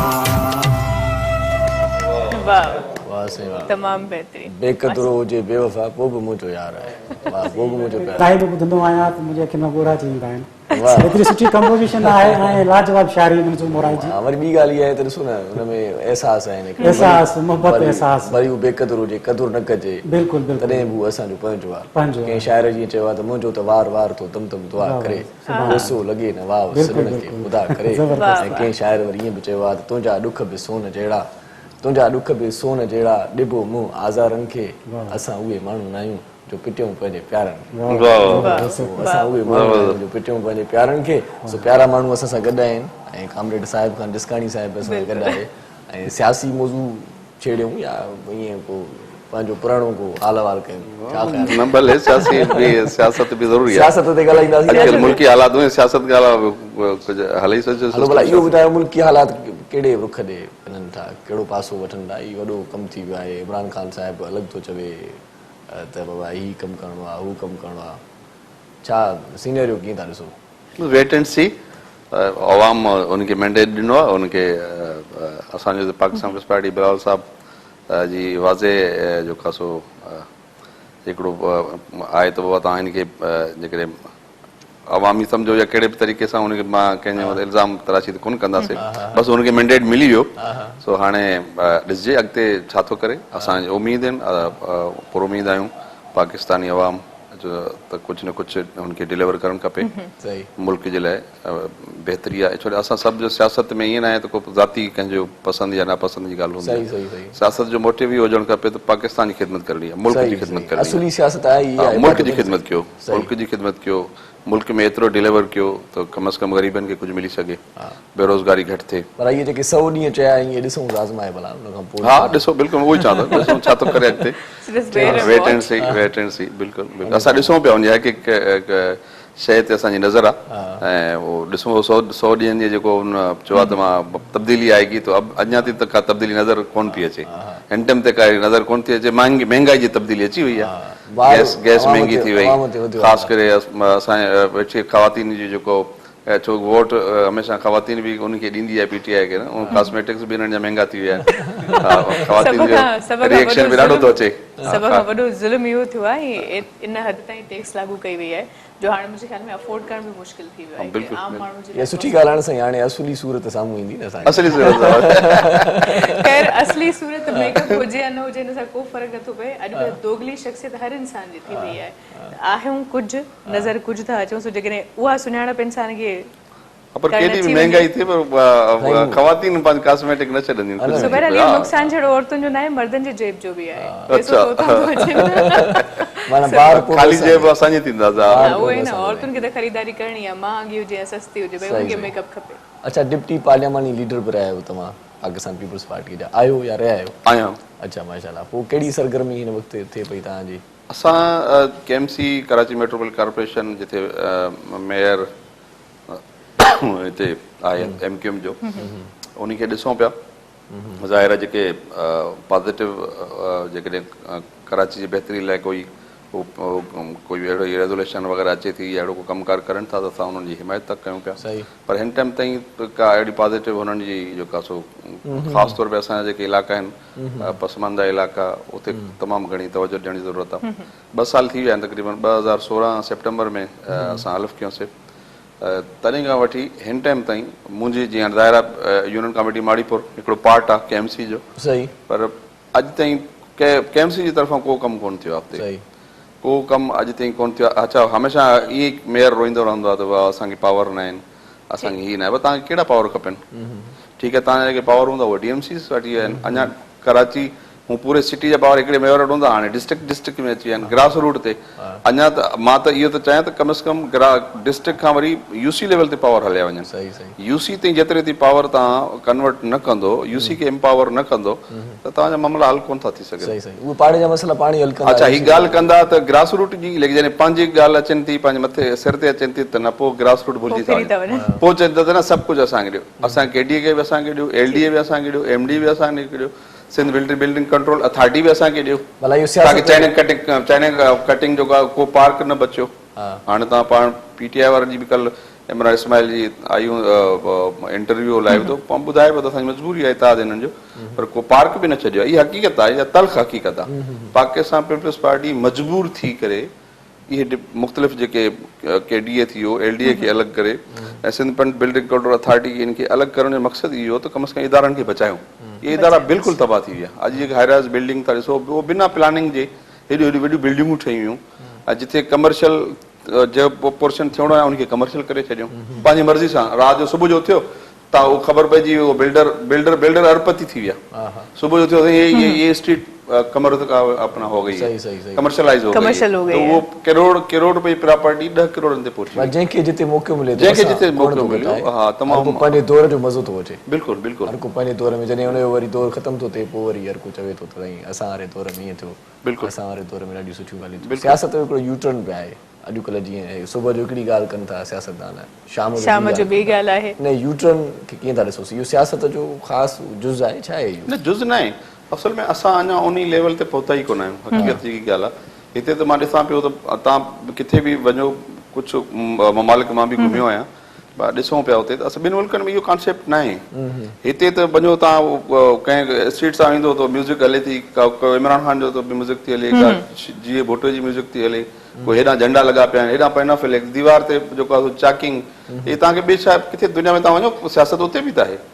उते तव्हांखे ईअं नज़र कोन ईंदी ख़बर ई न पवंदी त इलेक्शन करियां अचानक इलेक्शन थी वञे प्रेसिडेंट बि अची थो वञे लोकल बलदियात सिस्टम हर जॻह ते आहे कामयाब तरीन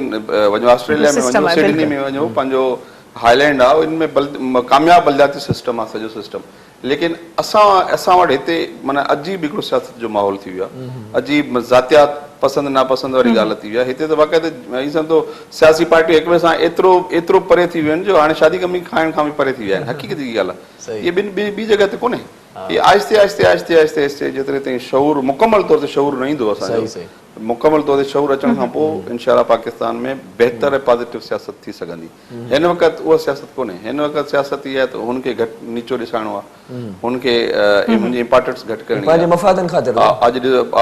जेको चैनल तव्हां अॼु खोलियो ॾिसो चैनल ते छा थो थिए जिते वञो एंकर पर्सन वेठा आहिनि थिया 4 पार्टी जा जेके आहिनि उहो अचनि था नुमाइंदा हिक ॿिए सां जेकी वेड़ थिए थी हाणे इहे असांजो ईंदड़ जेको मुस्तक़बिल आहे असांजो जेको नओं नसल आहे उहो छा इन्हनि खे ॾिसी करे छा उहो अपनाईंदो इन जे करे ॿियो को सियासी माण्हू घुरायो ई न आहे त तव्हां हिते बि वेड़ थी वञे बिल्कुलु साईं जो वक़्तु आहे साईं न वधंदासीं उन खां पोइ वरी ॻाल्हि ॿोल खे अॻिते वधाईंदासीं ॾिसंदा रहिजो सलाम सिंध मुझे सिंध के सलाम सलाम सिंध मुझे सिंध के सलाम सलाम सिंध मुझे सिंध के सलाम सलाम सिंध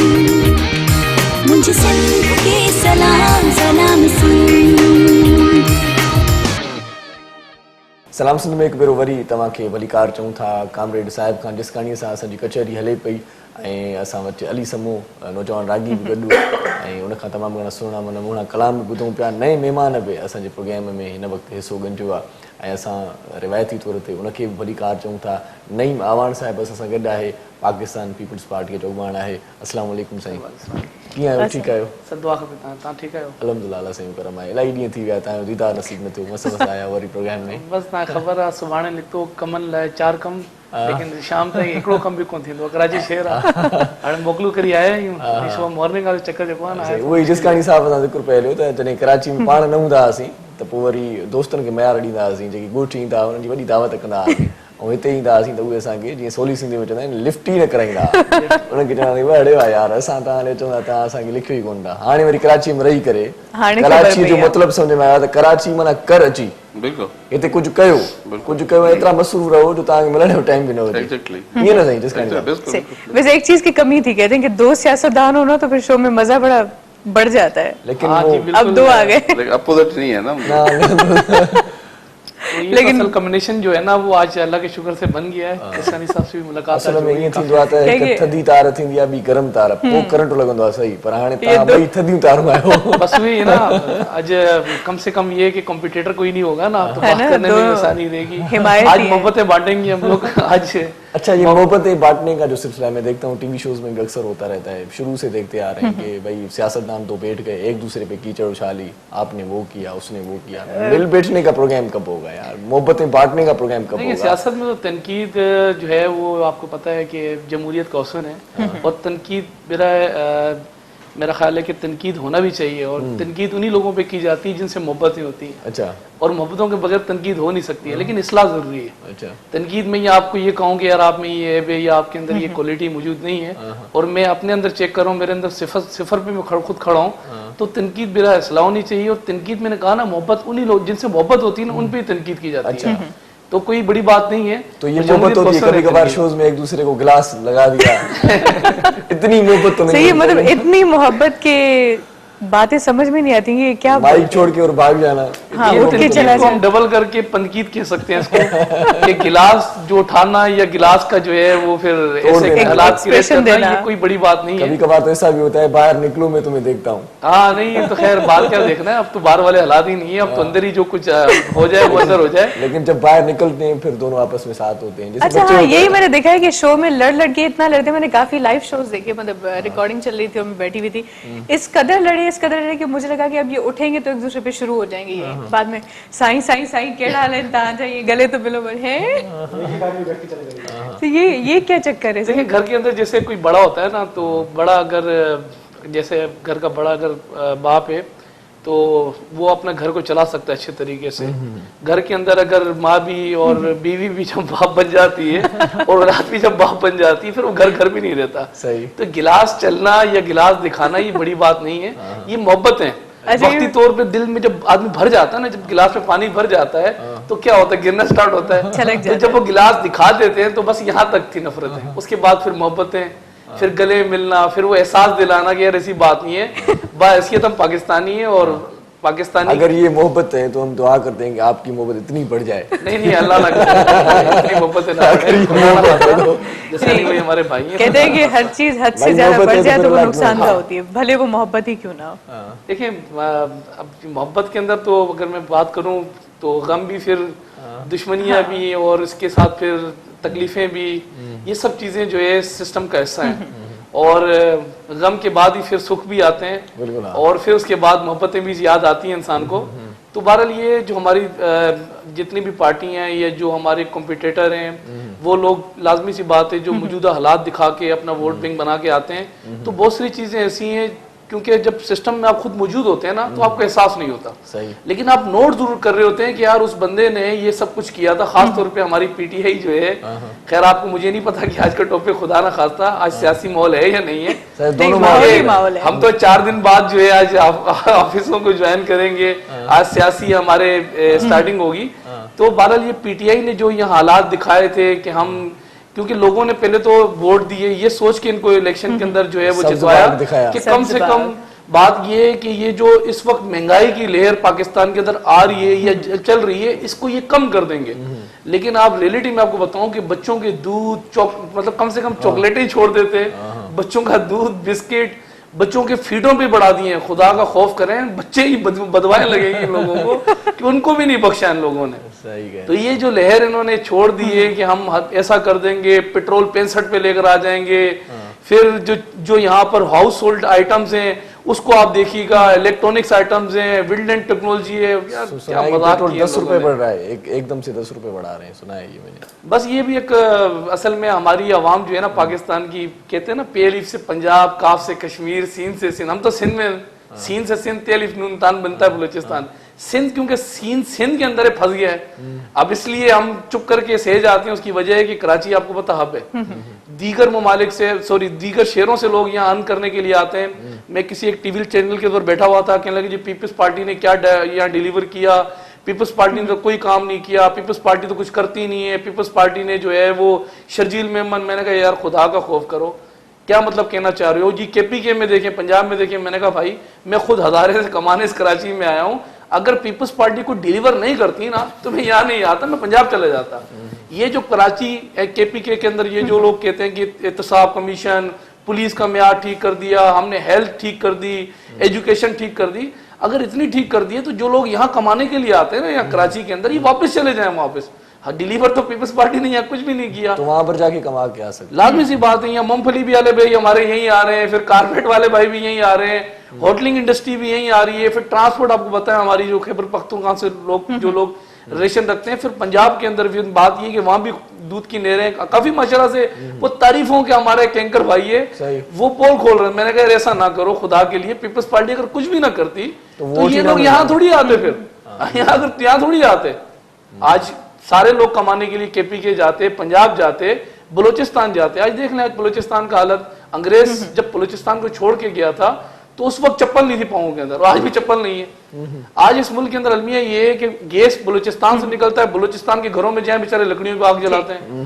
आपकी अगर बात करूं, पानी केपीके से आता है, पहाड़ों से आता है, आप चले जाएं, बेचारों ने यकीन करें बोरिंग कराई हुई घरों के अंदर। लेकिन काफी हद तक जब जब पीपल्स पार्टी को मौका मिला इस पाकिस्तान के अंदर काम करने का, अल्हम्दुलिल्लाह। मैं कल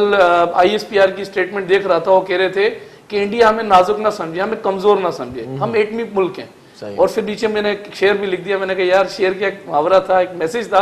मैंने कहा भुट्टो साहब याद है हमें, कहा था कि ये कौम जो है वो घास खा लेगी लेकिन हम एटम बम जरूर बनाएंगे। तो एटम बम का क्रेडिट कल ISPR ने भी दिखाया कि हम एटमी ताकत मुल्क हैं, को हमें कमजोर ना समझा जाए। तो कल भुट्टो साहब जिसको हम शहीद है हमारा जिंदा है, और कल फिर दोबारा हमें दोबारा एहसास दिलाया कि वाकई में भुट्टो जिंदा है। चलें जी, सियासी मौजू को वाइंड अप करते हैं, क्योंकि हर जगह पे, हर टीवी चैनल पे यही होता है। हाँ। हर जगह पे यही चल रहा होता है कि यही मौजूआत होते हैं। असां वटि हूअं बि जेके ॾिसी साईं जिसकाणी साहब, ये मौजू तमामु घणा आहिनि। सुबुह जो मूड ठाहियूं थोरो ईअं खिल बुग वारो। स्कूल वारे ज़माने में भला होशियार त हुयो, कॾहिं कॾहिं दिलि चवंदी हुई त ईअं रिसेस में भॼी वञिजे भला, कॾहिं भला कंहिं उत्साहियो यार अॼु हलूं था, ख़ैर आहे न असांजी अहिड़ी। मां त हमेशह पंहिंजे क्लास में मॉनिटर रहियो आहियां शुरू खां वठी। ज़ाहिर जेको मॉनिटर हूंदो आहे उहो त कॾहिं इहो सोचींदो बि न त मां कयां। ज़ाहिर सभु छोकिरनि खे बि ॾिसणो आहे, स्कूल के भी, टीचर्स के भी। ओवरऑल कॾहिं बि शौक़ु हूंदो, बाक़ाइदे शौक़ु हूंदो। मैथ्स में दिलि हूंदी, मैथ खे पढ़ूं सुठो। ज़्यादा उन टाइम इंग्लिश जो एतिरो न हुजे, मैथ्स ॾाढी डिफिकल्ट सब्जेक्ट बि हूंदो ऐं इन टच हूंदासीं उन टाइम, तो एंजॉय कयोसीं बाक़ाइदे पंहिंजी एजुकेशन खे। अच्छा, पोइ रांदियुनि में बि कोई हिसो वरितो अथव? हा बिल्कुलु बिल्कुलु। उन टाइम हुते cricket degree college, government high school Kandhkot में क्रिकेट, ऐं पहले डिग्री कॉलेज में माशाल्लाह वॾो स्पेस। असांजा इहे जीअं शिकारपुरा या लाड़काणो कंदकोट डिग्री कॉलेज हुजे, हाई स्कूल तमामु वॾी एराज़ी ते ठहियल आहिनि, बहितरीनु मॉडल ॾिसंदो बाक़ाइदे त मॉडल जीअं ठहियल हुजे। लेकिन हाणे कमकार उते न पियो थिए, हालांकि हाणे उहा पोजीशन कोन्हे, पर उन दौर में भी 92 जी ॻाल्हि थो कयां 88 जी उन टाइम एॾा बहितरीन स्कूल एतिरी ज़बरदस्त डिग्री कॉलेज सुठा उस्ताद उस्ताद सुठा प्रोफेसर उहे प्रोफेसर मां हिते कराची अची विया आहिनि दीवान ख़ासि तौर पे केमिस्ट्री जा हूंदो असांजो माहिर उस्ताद हूंदा हुआ केमिस्ट्री जो फिजिक्स कुदूस उमरो शिकारपुर जो मशहूरु हूंदो हाणे उहो कुदूस बि हिते अची वियो आहे डिफेंस में उहो कोड़ाराम केमिस्ट्री जो उहो बि हिते डिफेंस में हाणे उहो माहौल न रहियो न विच में हुते पर एॾा सुठा सुठा उस्ताद सभु हिते अची विया गुलाम हैदर बालकानी मैथ्स जो मां चवंदो हुउसि हुनखे बाब चवंदो हुउसि उहो गुलाम हैदर पंहिंजे ख़ानदान सां गॾु हिते अची वियो आहे त माण्हू जेको आहे आहिस्ते आहिस्ते उन वक़्त जा उस्ताद एॾा ज़बरदस्त हूंदा हुआ खोड़ा अॼु ताईं यादि आहिनि हा हक़ीक़त अॼु के ॿार खे यादि कराए 2 ॾींहंनि खां जेके तव्हांखे यादि आहिनि थोरी तकी तव्हांखे मार ओ लेवल ए लेवल जेके हाणे असांजा ॿार नंढा पढ़ंदा आहिनि मैथ्स जॾहिं ईंदा आहिनि त असांखे माना को डिफिकल्टी मूंखे न थींदो आहे मैथ्स में मूंखे डिफिकल्ट न थींदो आहे न इंग्लिश में हाणे उन टाइम एतिरी इंग्लिश जो घणो कोन हूंदो पर एतिरो बेस एॾो मज़बूत आहे छोकिरे खे मैथ्स में पाण ई ट्यूशन वारी टीचर ईंदी आहे उनखां एतिरो न सम्झंदो आहे जेतिरो मूंखां सम्झंदो आहे पप्पा तूं जेको सम्झंदो आहे एॾो ईज़ी तो मूंखे सुबुह जो यादि हूंदो आहे मां करे वेंदो आहियां टीचर असल में ग्रामर ते घणो फोकस हूंदो आहे हाणे बस लेव मिटी करे मिड़ी अंग्रेजी पढ़ाए जान दे छॾाए हा एक्जेक्टली बस ॻाल्हाइण ते वधीक फोकस आहे बाक़ी कुछ ख़बर न आहे वो बाक़ी न आहे ग्रामेटिकल न आहे ॿारनि असां एॾा किताब न अथऊं एॾो बस्तो जेको आहे न थेलो जेको आहे खणी ॿार ईअं ॿारनि जा कुला ईअं हेठि थी विया आहिनि एॾा किताब हक़ीक़त बिल्कुलु पाण वारे ज़माने में पटी हूंदी हुई किल्क हूंदी हुई मस हूंदी हुई पढ़ंदा हुआसीं पाण बिल्कुलु ऐं ॾूंहं जा खोड़ा इन करे यादि हूंदा हुआ थोरी तकी मार बि मिलंदी हाणे जेकॾहिं मास्तर जेकॾहिं कंहिंखे झिड़ब बि ॾिए थो त माइट पहुची था वञनि असांजे पुट खे एॾो छो चओ अथव हक़ीक़त बिल्कुलु सही बाक़ाइदा उस्ताद अहिड़ी कुट ॾींदा हुआ सुख है सर कभी स्कूल में ऐसे पिटाई हुई देखिए स्कूल के अंदर तो पिटाई किसकी नहीं हुई मतलब कोई यादगार वाकया कि आज तक आप समझते हैं यादगार वाकया एक रूटीन रही हमारी शुरू से एक लेट जाने की माशाल्लाह से जब लेट गए और फिर झड़ाई भी हुई है फिर चढ़ाई भी हुई है तो फिर साथ में एक जो हमारे पास हमारे जो वालिदैन है क्योंकि अगर आप साहब अखबार में चले जाएं तो कैदी करते थे टीचरों के हवाले करके जी गोश्त आपका तो हड्डी हमारी तो वो हमें वक्त भी याद है अच्छे तरीके से आज तो खैर एजुकेशन एक मजाक बन गया एजुकेशन एक बिजनेस बन गया एक बहुत बड़ा माफिया आ गया है अब तो रजिस्ट्रेशन कराने जाओ तो एक वो वाया टेस्ट लेते हैं या इंट्रोडक्टरी मीटिंग के अंदर बच्चे को बुलाते हैं तो उसके भी 500 चार्ज कर लेते हैं फिर आप जब बच्चे का एडमिशन हो जाता है तो फिर आप सिक्योरिटी फीस दें तो उनकी एडमिनिस्ट्रेशन की फीस दें रजिस्ट्रेशन एप्लीकेशन फिर चले कोई बात नहीं दे देते हैं वो भी दे देते हैं लेकिन कमाल ये कि जब वो कहते हैं ना हम बुक भी हमारे जहाँ फला स्टोर से लेंगे फिर कमाल ये कि कहते हैं कि जो आपकी स्कूल ड्रेस है बच्चों की वो भी आप फला जगह से लेंगे कार्ड दे देते हैं हाँ शॉप से जेकर और ट्रांसपोर्ट भी हमारी आप लेंगे तो फिर बात ये कि हम तो आप कहते हैं कि पढ़ाएगा कौन बोला पढ़ाएंगे स्कूल की जो आपकी जो ट्यूशन है ना वो पढ़ाएंगे आपको स्कूल वाले नहीं पढ़ाएंगे यहाँ पर पोस्ट भी चली थी बीच में कि बच्चा बीमार अच्छा आपका बच्चा बीमार है आटा भी हमारे स्कूल से खरीद आटा भी हमारे स्कूल से खरीद ये वाला सिस्टम हो गया कि सब कुछ तो आपका बच्चा ज़हीन नहीं है तो नहीं अल्लाह के लिए आटा भी हमारे स्कूल से लेके जाए और बात ये है कि बच्चों पे बड़ी अच्छी एक बात है कि बच्चा जब दुनिया के अंदर जब आता है तो एक फैमिली में बड़ा एक माहौल होता है कि पहला बच्चे के ऊपर खास तौर पे खाला भी जमी होती हैं अस्पताल के अंदर फूफियाँ भी आ जाती हैं तो मामू भी और सारे रिलेटिव कोई उंगली पकड़ता है कहता है जी देखें उंगली मेरी फूफो पे गई है और देखें जी ये तो खाला पे गई है और टांगे देखें जी दादा पे गए तो 12 वो 4 साल बाद वही बच्चे को सब कहते हैं गया किस पर है बच्चा जब बच्चा अपने दर्शन दिखाता है वो कभी दीवार पे चढ़ रहा है कभी फ्रिज के पीछे कभी सोफों से कलावाजियां मारता है कहते हैं बच्चा गया किस पर है ये हमारे बच्चे माशाल्लाह से बड़े क्यूट होते हैं और बहरहाल बचपन हमारा बहुत अच्छा गुजरा और अच्छे तरीके से गुजर गया अब जो हमने अपने टीचरों से उस्तादों से अपने बड़ों से जो सीखा है हम भी कोशिश करते हैं उसको डिलीवर करने की कोशिश करें बस ये है कि थोड़ी सी कमज़ोरियां हैं हमारे अंदर भी उसकी वजह यही है कि आपको पता है इस वक्त अभी आती है आपने कहा कि नहीं भाई बड़ा लेट हो गया तो मैंने कहा कि सुबह 4 काम के लिए निकलो ना शाम तक एक काम भी नहीं होता है ट्रैफिक है फिर आपको पता है कि यहाँ पर दिन भर कोई काम होते हैं तो निकलो 1-1 घंटे का काम 2-2 घंटे में निपटता है जिसके पास जाओ कहते हैं कॉल करके आओ कॉल करके जाओ तो वो मिलता नहीं है तो बहरहाल बच्चों को टाइम देना थोड़ा सा मुश्किल हो जाता है इस पर हम बात करते हैं ब्रेक का टाइम है सो ब्रेक न वधनासी ब्रेक खां पोइ वरी ॻाल्हि ॿोल खे अॻिते वधाईंदासीं ॾिसंदा रहिजो सलाम से मुझे सिंध के सलाम सलाम सुन मुझे सिंध के सलाम सलाम सुन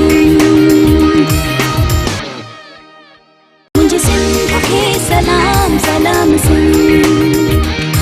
मुझे सिंध के सलाम सलाम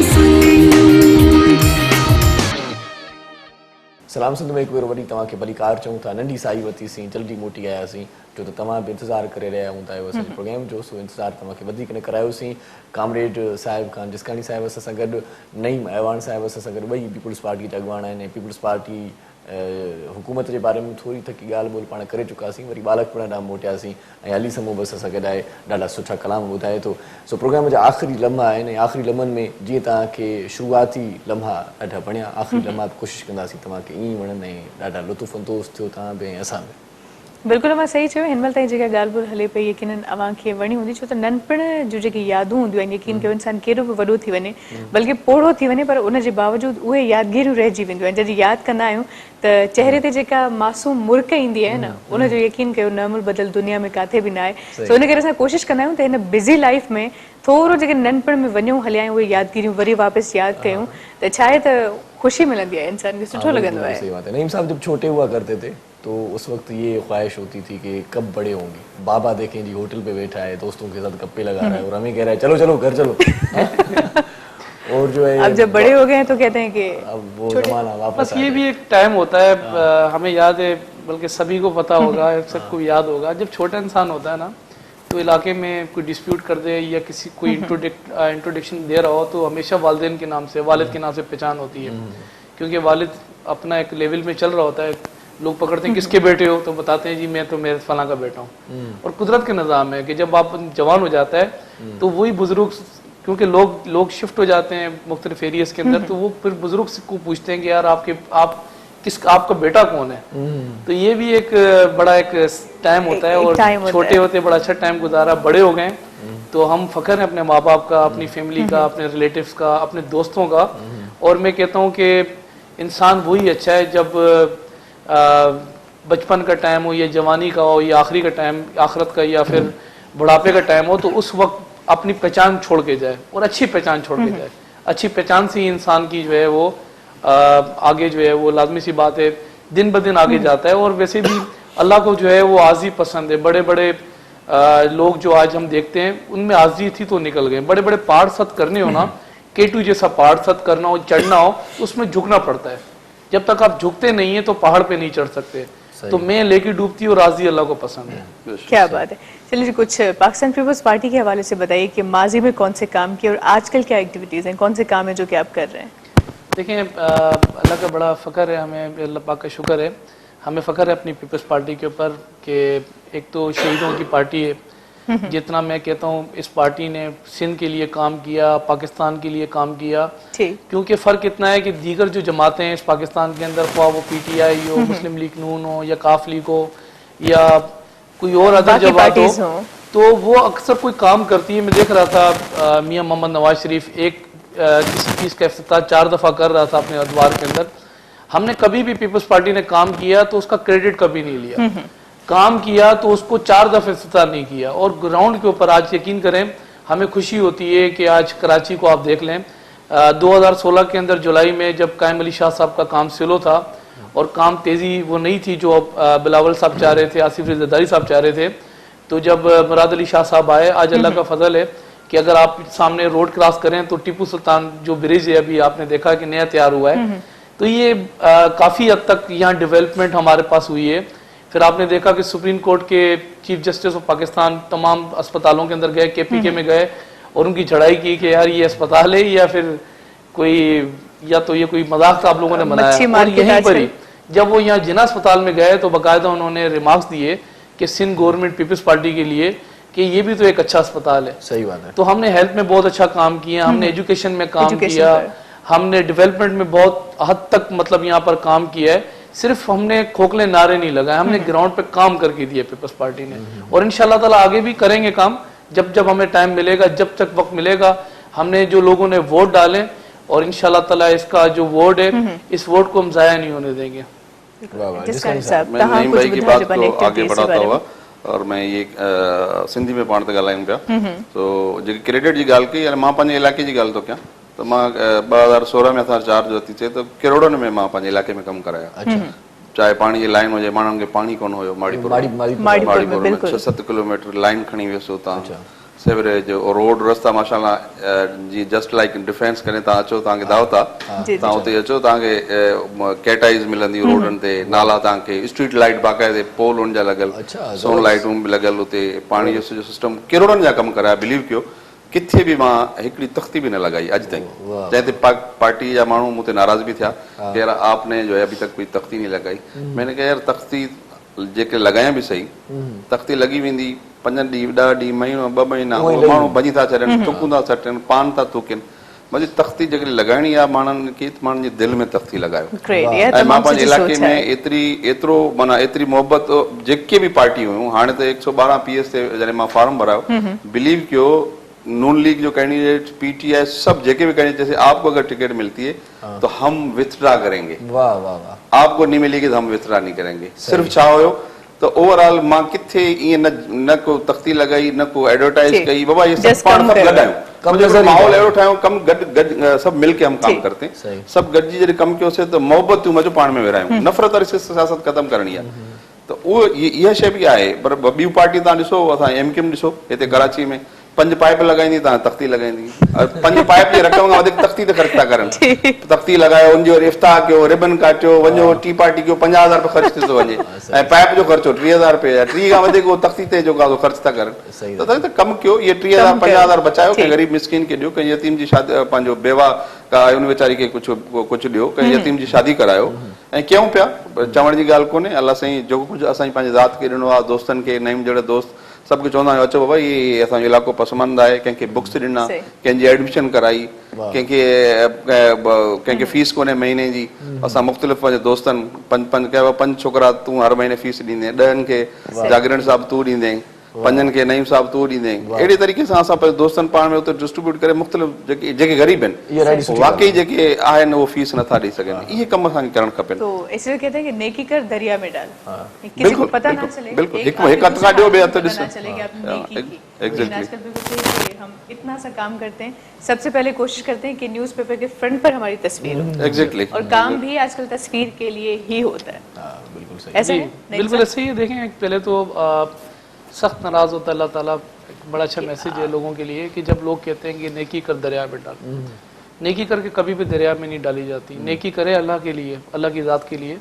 और अल्लाह ऐसे इंसान से खुश होता है जब नेकी करे और अल्लाह पे छोड़ दे हालांकि कहते हैं कि जिस पे एहसान करो उसकी शर से बचो हजरत अली रज़ी अल्लाह का कौल है और साथ में ये भी कहा कि यतीम के सर पे भी हाथ रखो लेकिन बात ये है कि यतीम के सर पे भी हाथ रखो और शर से भी बचो अब हमने क्योंकि हम मोमिन हैं लाजमी सी बात है हमने हर माहौल को देखना है हर वक्त को देखना है हर टाइम को देखना है तो ये कोई बड़ी बातें नहीं है हमने हर चीज़ों को लेके चलना है इसलिए लेके चलना है कि अल्लाह का शुक्र है पाकिस्तान है इस्लामी जमहूरियत 27 रमज़ान फिर आपको पता है कि वजूद के अंदर आया जो लोग इस मुल्क के अंदर आए पाकिस्तान के अंदर वो कलमे के नाम पे आए थे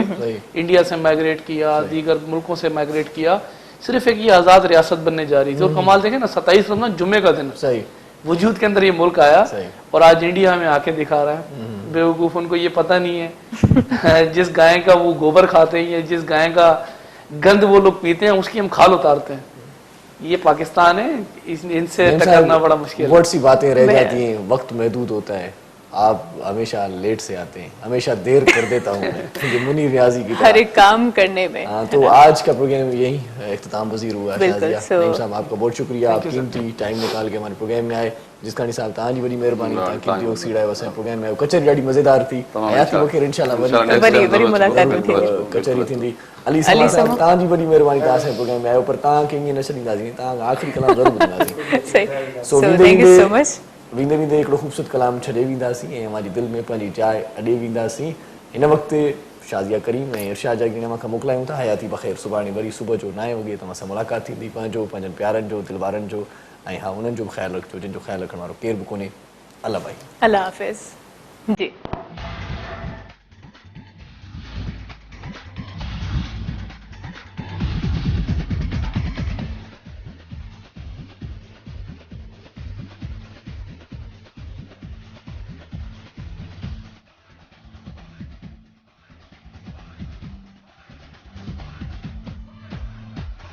पहिरियों दफ़ो सचो प्यार मिलियो आहे अहिड़ो अलाह सो यार मिलियो आहे पहिरियों दफ़ो सचो प्यार मिलियो आहे, अहिड़ो अलासो यार मिलियो आहे, ॾाढो मां ख़ुशि आहियां। नओ प्यार मिलियो ठही ज़िंदगी वई, नओ यार मिलियो ठही ज़िंदगी वई, नओ प्यार मिलियो ठही ज़िंदगी वई, नओ यार मिलियो ठही ज़िंदगी वई। पहिरियों दफ़ो सचो प्यार मिलियो आहे, अहिड़ो अलासो यार मिलियो आहे, ॾाढो मां ख़ुशि आहियां। नओ प्यार मिलियो ठही ज़िंदगी वई, नओ यार मिलियो ठही ज़िंदगी वई, नओ प्यार मिलियो ठही ज़िंदगी वई, नओ यार मिलियो ठही ज़िंदगी वई।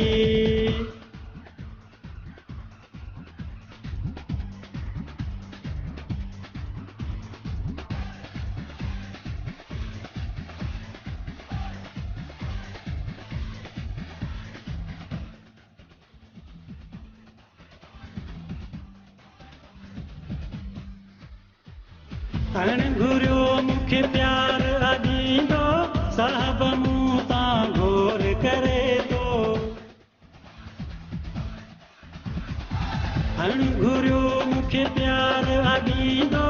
साहब मूं तां घोर करे थो। पहिरियों दफ़ो सचो प्यार मिलियो आहे, अहिड़ो अलासो यार मिलियो आहे, ॾाढो मां ख़ुशि आहियां। नओ प्यार मिलियो ठही ज़िंदगी वई, नओ यार मिलियो ठही ज़िंदगी वई, नओ प्यार मिलियो ठही ज़िंदगी वई, नओ यार मिलियो ठही ज़िंदगी वई।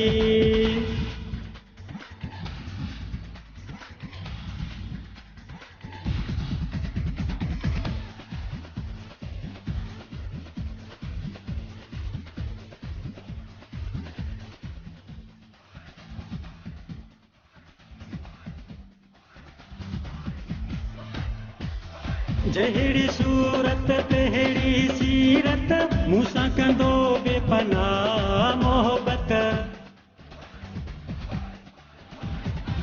जहिड़ी सूरत तहिड़ी सीरत, मूंसां कंदो बेपनाह मोहबत। पहिरियों दफ़ो सचो प्यार मिलियो आहे, अहिड़ो अलासो यार मिलियो आहे, ॾाढो मां ख़ुशि आहियां। नओ प्यार मिलियो ठही ज़िंदगी वई, नओ यार मिलियो ठही ज़िंदगी वई, नओ प्यार मिलियो ठही ज़िंदगी वई, नओ यार मिलियो ठही ज़िंदगी वई।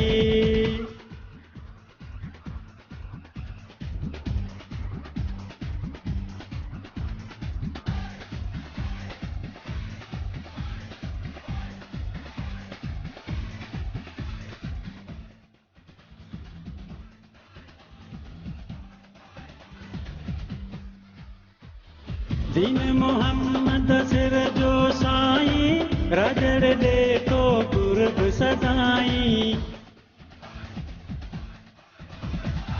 दीन मोहम्मद सिर जो साईं, रजड़ दे तो कुर्ब सदाई। पहिरियों दफ़ो सचो प्यार मिलियो आहे, अहिड़ो अलासो यार मिलियो आहे, ॾाढो मां ख़ुशि आहियां।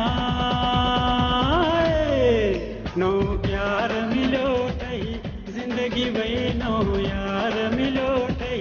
ज़िंदगी वई, नओ प्यार मिलियो ठही ज़िंदगी वई, नओ यार मिलियो ठही ज़िंदगी वई। पहिरियों दफ़ो सचो प्यार मिलियो आहे, अहिड़ो अलासो यार मिलियो आहे, ॾाढो मां ख़ुशि आहियां। नओ प्यार मिलियो ठही ज़िंदगी वई, नओ यार मिलियो ठही ज़िंदगी वई, नओ प्यार मिलियो ठही ज़िंदगी वई, नओ यार मिलियो ठही ज़िंदगी वई, नओ प्यार मिलियो ठही ज़िंदगी वई, नओ यार मिलियो ठही ज़िंदगी वई, नओ प्यार मिलियो ठही ज़िंदगी वई, नओ यार मिलियो ठही ज़िंदगी वई।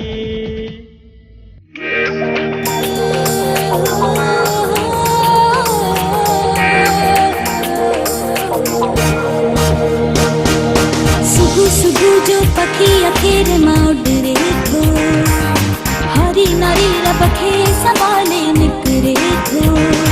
हिन सरज़मीन सिंध ते जीअं सजो घरे थो